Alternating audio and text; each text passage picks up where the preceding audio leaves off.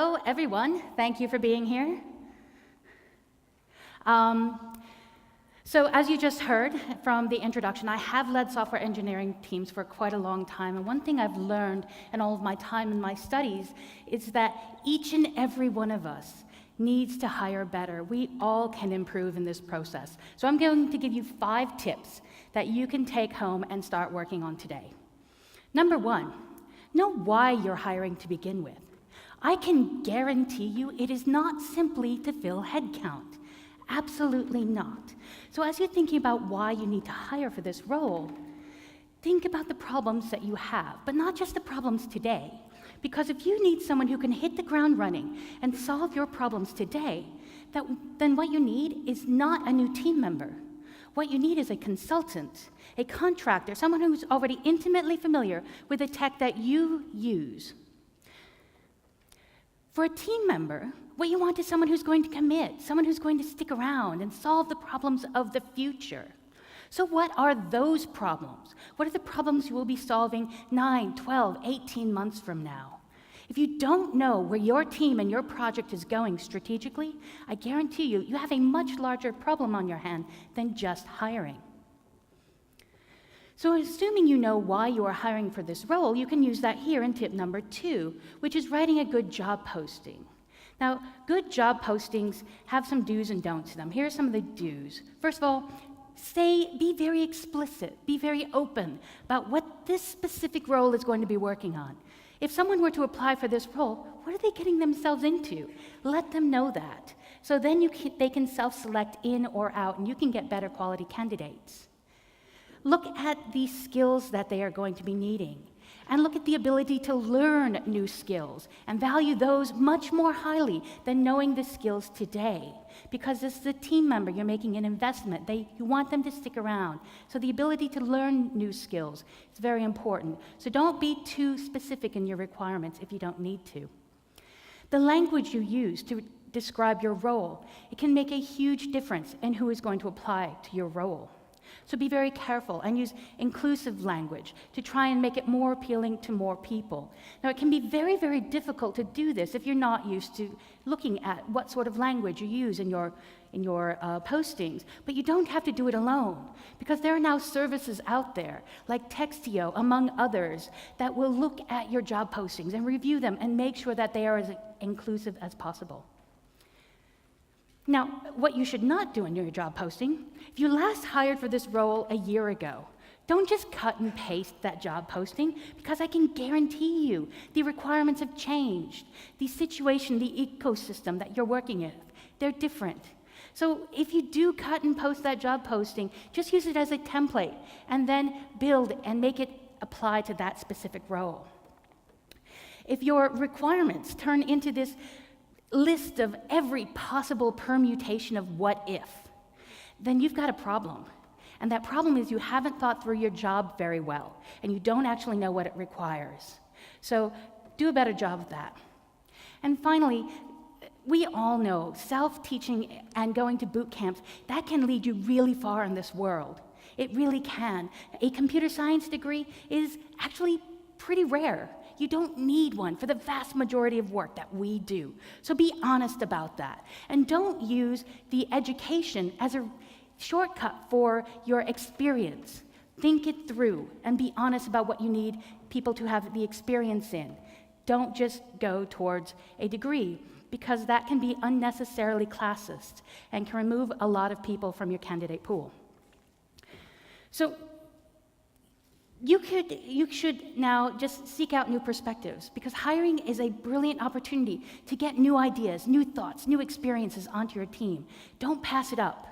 It is far too valuable to ignore this. Go out of your way to add diversity to your team. And while gender and race are obviously very, very important, they're not the only aspects to consider when you're looking for a diverse team. Do keep them in mind, absolutely. Keep them front and center, but look at the other characteristics. What else might make somebody different from everyone else in the team? Because that's also very valuable. And value those differences. And when I say value, I really mean it in multiple ways, because it's not just the right thing to do as an ethical value, but it is, right?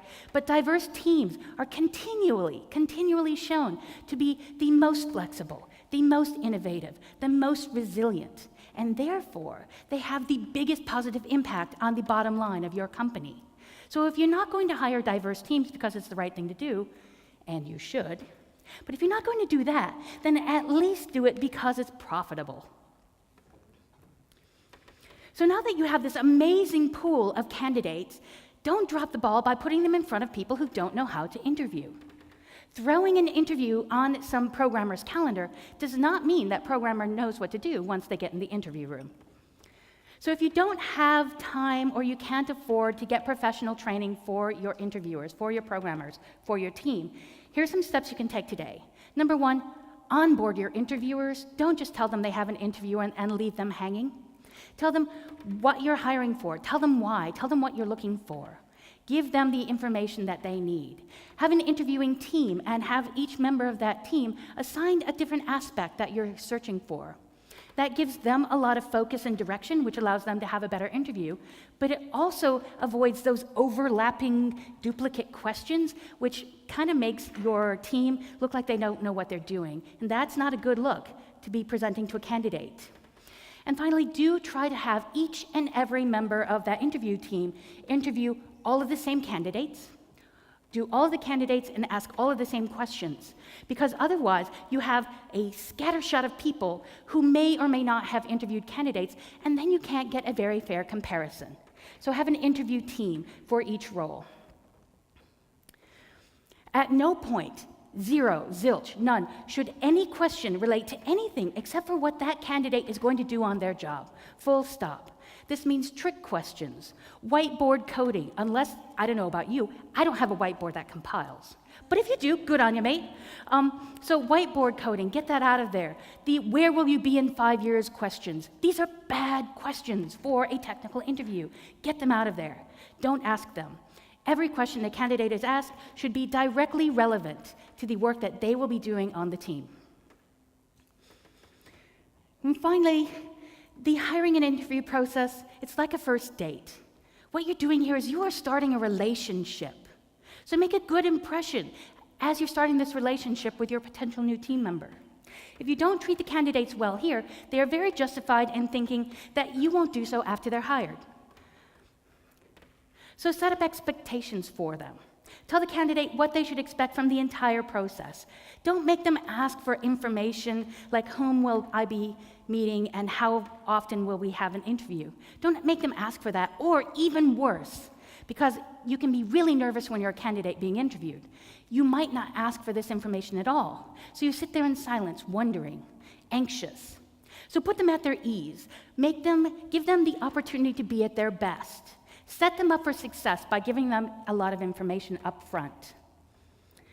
Some of that information should be your salary range.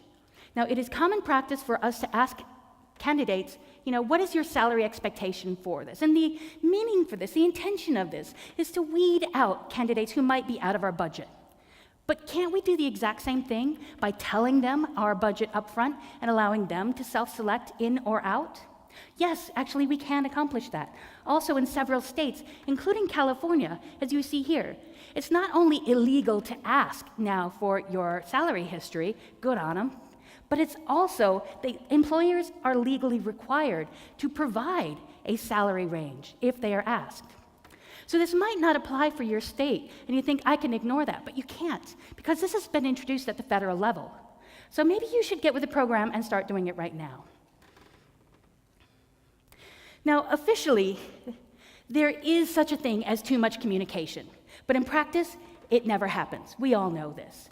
So use your candidate tracking system, use its autoresponders, email to people when things are delayed, be respectful of them and their time, right? Again, this is the start of a relationship, and relationships, they fail when there's a lack of communication. So it's really important that you do this. Candidates will choose a company which works with them in this way over one which goes silent after they apply for the job. Don't be like that company. Always stay in contact with your candidates. So those are my 5 tips. I do want to very quickly thank these photographers for making their images available under a Creative Commons license.